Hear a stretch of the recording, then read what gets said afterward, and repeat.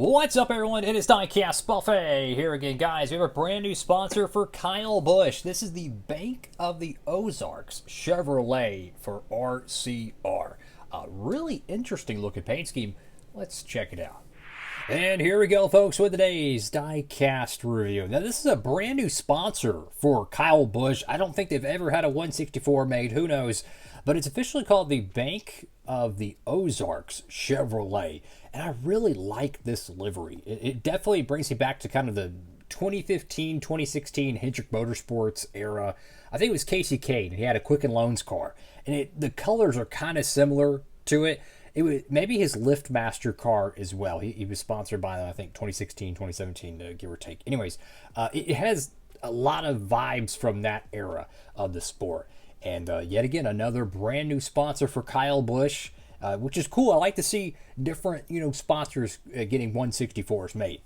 And the box design is just your standard RCR box. Let's go ahead and open it up. And here we go, fellas. Diecast out of the box. And you can really see a lot of texture and detail with this one. Something you would probably not even see on the diecast renders, but if you look closely here, the gray portion of the car kind of has like a shadow effect to it. You can even see a little bit on this little light gray stripe, and you can see some gradient on the red as well. So again, this is what makes diecast reviews so interesting to me, at least from my own perspective, is that you get to see all the details of the car. And it's kind of like a try before you buy. Instead of just looking at a pre-order render or one image of the car, you're able to get like a 360 view of it and really just, decide if you want it or not. You're not having to go through a pre-order render. And sometimes there's things that change from the render to the actual diecast. Maybe they got a color wrong. Maybe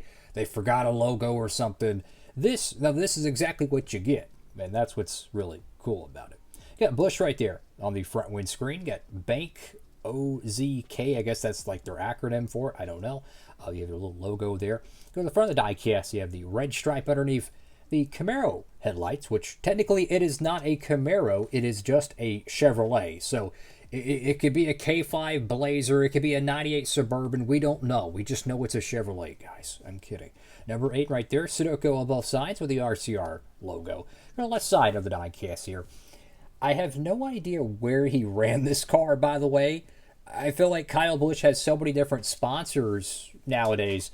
I have no idea where it ran. So if you know, feel free to comment down below, fellas. Now, back to that texture portion I was talking about. Like, if you look at the gray, it almost looks like carpet. Like, that's how much texture it has. I'm going to zoom in here. Bear with me. And this is something I love with paint schemes is when they add gradients and different textures, trying to get the color to match with it. There we go. And you can see over here near the door number, it's a little bit darker, but as it goes to the quarter panel where the logo is, kind of gets a little bit more brighter. Really nice, kind of a cast iron or a carpet texture to it, which looks really good. Got Cup Series, the number 8. You got Cenex Tools, Chatters. I got the Kyle Busch signature there. B Post decal has Chevrolet, Lucas Oil, Sherwin-Williams, PTC, not sure what that one is, and I don't know what that one is either. Got Goodyear there. Go to the back panel of the diecast. Sakuma on the left side with ZL1 Chevrolet, Bank OZK right there with the number 8. Go to the right side of the diecast. I like the logo placement, W logo placement, taking up more real estate in the car. I love when sponsors do this. Don't just put the logo here and call it a day. I mean, if you're going to sponsor a stock car, right? And you're going to pay a boatload for it, you might as well use all the real estate. That's my theory with paint schemes. I'm not no designer. I suck at that, right?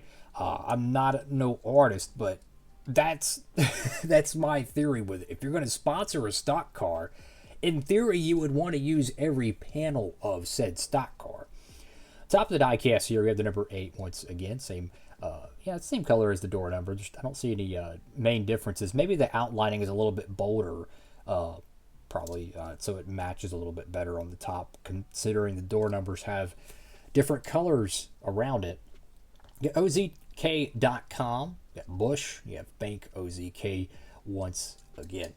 Fantastic little Kyle Busch diecast here. Definitely going to be one of the cars that you kind of forget got made, right? Which could mean a lower production number and potentially making this car uncommon down the road. I mean, you think about all the Kyle Busch RCR era paint schemes. You had like the World X Wallet car from 2023. Like, how many people remember that car actually got produced?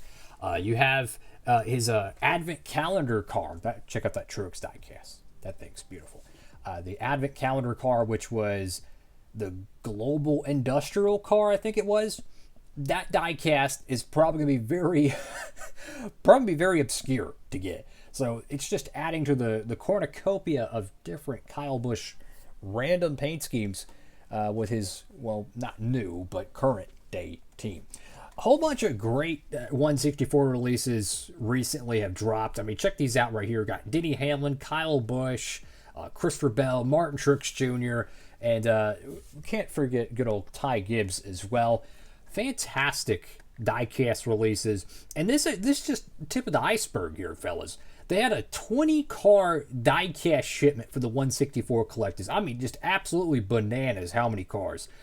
So if you're curious of all the newer stuff that has came out, maybe you don't follow NASCAR Diecast as much, all you got to do, you go to Circle B, there's a little box in the top right. You click that, it will have a drop-down menu. One of the options is new arrivals. Click that, and it literally shows everything that's new at Circle B.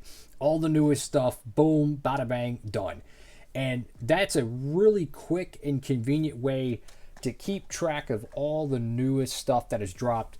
And so you don't have to manually search it and all that. No, just make it convenient and be done with it. And speaking of this Truex diecast here, I have a feeling these three cars right here, the Truex Bass Pro Shops car, which is based on the Daytona 500 car, and the Red Bull cars from 2025, I'm not saying it's going to happen, but I feel like years and years from now, these three could be pretty difficult to find. I'm just saying. So if you have a short list of cars to pick up and you can only get a couple of cars, I would make sure that it's probably one of these three, because everything lines up for them to be very uncommon someday. Who knows? Maybe they're overproduced till the cows come home, but I tell you what, these things are fantastic. They have the diecast chassis variant of it. You have the plastic chassis variant. I have no idea if the diecast chassis edition of the Truex will be made, or even the Kyle Busch one. It might be made as well.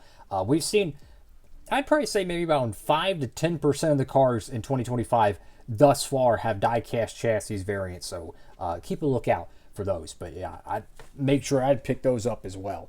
Fantastic stuff.